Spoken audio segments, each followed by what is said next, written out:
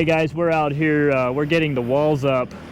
We've got all the posts in, we did a pier and bracket on this one, and we're trying out the rapid frame on this one, so we're putting that up right now. We've done most of on the walls.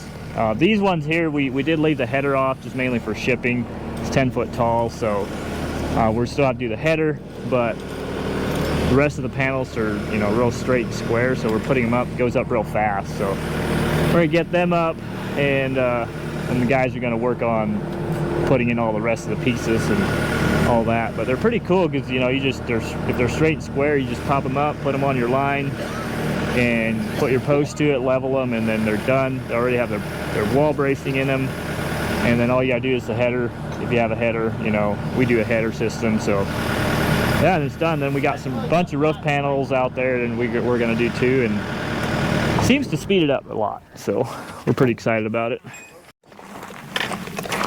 Leaving a 1/4 inch out of them.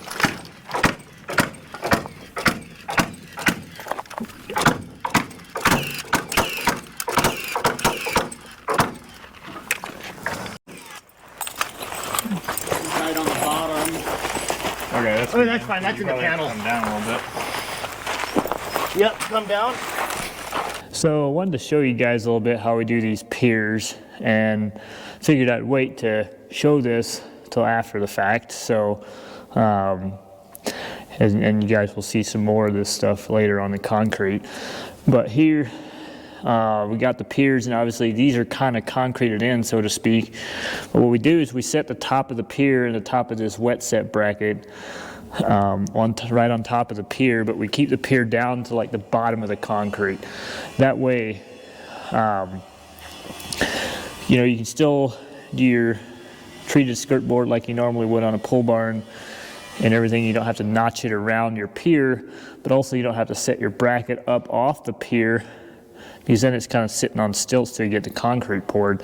So that's about the only way I've figured out the best way to do it, is just set your bracket down and put your pier to the bottom of concrete and then just pour around it.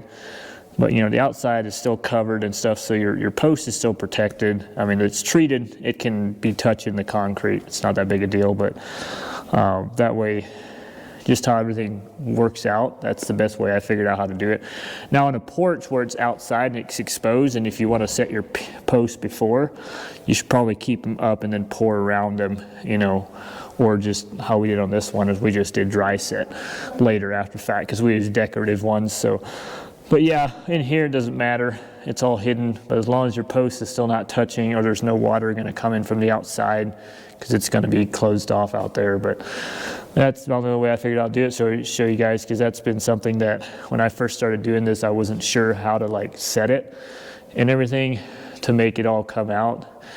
You know, because like you don't want to bring your pier up to even here too, because then you'd see it, and you don't want that. So you want it below. So the only way to do it would be to either cheat this up or just do it like we did down, and I think that's fine. So it's at least better than posting the ground and still on a solid foundation, in my opinion. The other way you could do it, obviously, is just pour a mono slab if you don't want to do piers, but that's a little more costly. And then just set these brackets, either wet set them right on top of here, like right here, but this edge would be thickened. You set them right in there, or you dry set them later. So that's the other option, and we've done a lot of that too, but that's kind of how you move around that one. So hope that helps somebody.